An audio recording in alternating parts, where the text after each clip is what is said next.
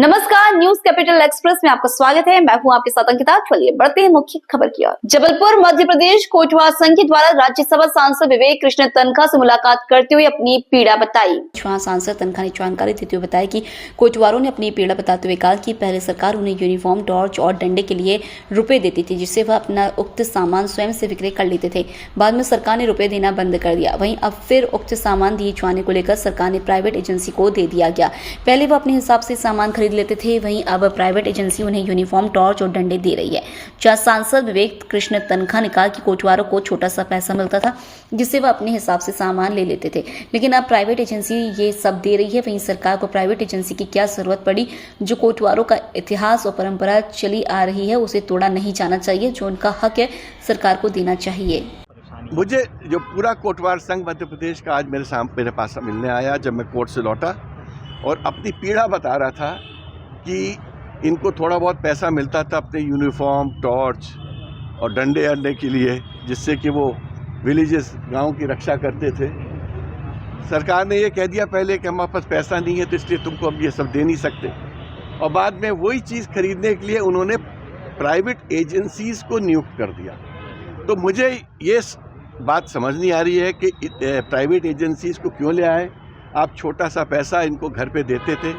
आज हमारे घर पे भी जो लोग काम करते हैं, कपड़े लत्ते के लिए हम उनको हर साल पैसा देते हैं ना। ये थोड़ी कहेंगे कि हम एक एजेंसी को लेके आएंगे और उनके माध्यम से आपको देंगे।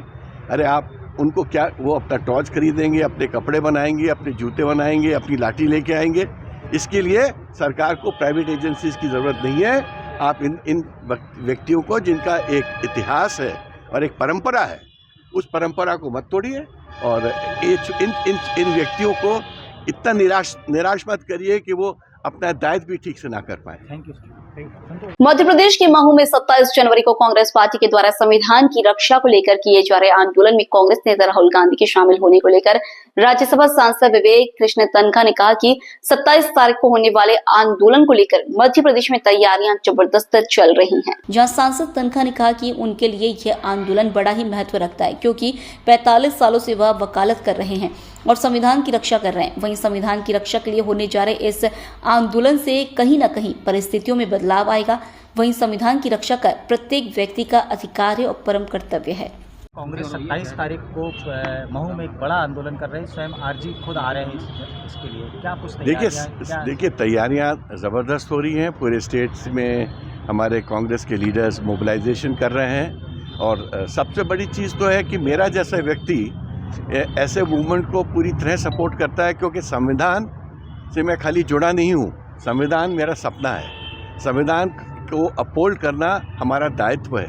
हमने 40-45 साल की वकालत में एक ही काम तो किया है, संवैधानिक अधिकारों की रक्षा का। तो हमारे लिए तो ये बहुत इम्पोर्टेंट है कि मध्य प्रदेश में अगर राहुल जी ने और कांग्रेस वर्किंग कमेटी ने और AICC ने ये जो 27 तारीख हमको दी है, और उस दिन ये जय भीम, जय अम्बेडकर, जय संविधान का जो एक बहुत बड़ा सम्मेलन होगा, आई थिंक ये देश की परिस्थितियां बदलेगा, क्योंकि संविधान की रक्षा करना हम सबका परम दायित्व है।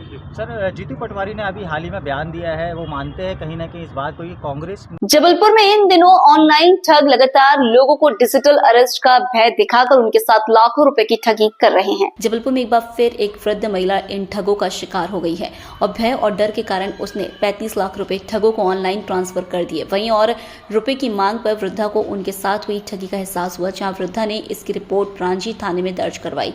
जहाँ इस मामले की जानकारी देते हुए SP संपत उपाध्याय ने बताया कि रांची के रक्षा नगर में रहने वाली वृद्धा कुसुम लता के पास वीडियो कॉल आया, जिसमें वकील और पुलिस वाला बनकर वृद्ध महिला उनके अकाउंट से हुई मनी लॉन्ड्रिंग होना बताकर FIR दर्ज कर जेल भेजने की धमकी दी गई। वहीं मामले को सेटलमेंट करने के लिए वीडियो कॉल करने वाले ने 35 लाख रुपए ट्रांसफर करने की बात कही। जहां डरी सहमी महिला ने अपने अकाउंट से 35 लाख रुपए ट्रांसफर कर दिए, जो उनके पति के रिटायरमेंट में मिले थे। वहीं वृद्धा से और रुपए की मांग की जाने लगी, जिसके बाद कुसुम लता को शक हुआ कि उनके साथ ठगी हो रही है। जहां वृद्धा के द्वारा इसकी रिपोर्ट रांची थाने में दर्ज करवाई गई है। वहीं साइबर एक्सपर्ट की मदद से पतासाजी की जा रही है। जबलपुर से न्यूज़ 69 के लिए वाजिद खान की रिपोर्ट। राजी थाना क्षेत्र में रहने वाली एक बुजुर्ग महिला के ठगी का शिकार हुई हैं। इसमें जो डिजिटल अरेस्ट जैसे प्रकरण आ रहे थे उसी से मिलता जुलता प्रकरण है, जिसमें महिला को यह बात का भय दिखाया गया कि उनका क्रेडिट कार्ड मनी लॉन्ड्रिंग में उपयोग हुआ है और लगातार व्हाट्सएप पे फ़ोन किया गया, वीडियो कॉल किया गया और एक उनको पूरा ऐसा विश्वास दिलाया गया कि वो एक बहुत बड़े केस में फंसने जा रही हैं और उस केस से बचना है तो पर्टिकुलर राशि उनको देनी पड़ेगी। ऐसा उन्होंने दबाव बनाया और उन्होंने किसी को अवगत नहीं कराया इसके संबंध में और राशि उनको करीब 35 लाख की ट्रांसफ़र कर दी।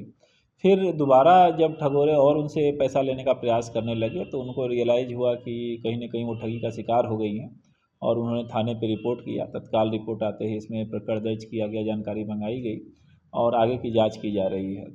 आपके माध्यम से मैं पुनः जबलपुर वासियों को जागरूक करना चाहता हूं कि ऐसे किसी भी डर में नहीं आना है। कोई भी आपको किसी जांच एजेंसी का भय दिखाता है, आपका क्रेडिट कार्ड, आधार कार्ड, मोबाइल नंबर इत्यादि किसी अपराध में उपयोग होने के संबंध में आपके परिजन का बताता है, तो ऐसे झांसे में नहीं आना है। ये ठग लोगों का एक नया तरीका है। शासन की तरफ से भी लगातार कॉलर ट्यून में भी आप देख रहे हैं कि ऐसे मैसेज सावधानी भरे आ रहे हैं। तो आप सभी को जागरूक रहना है। कहीं भी कोई आपको शक शुबा होता है तो आप नज़दीकी थाने में, साइबर सेल में, किसी अन्य पुलिस अधिकारी के यहाँ इसकी सूचना अवश्य दें और घटना अगर हो गई तो तत्काल 1930 पे कॉल करके उसको रिपोर्ट करें।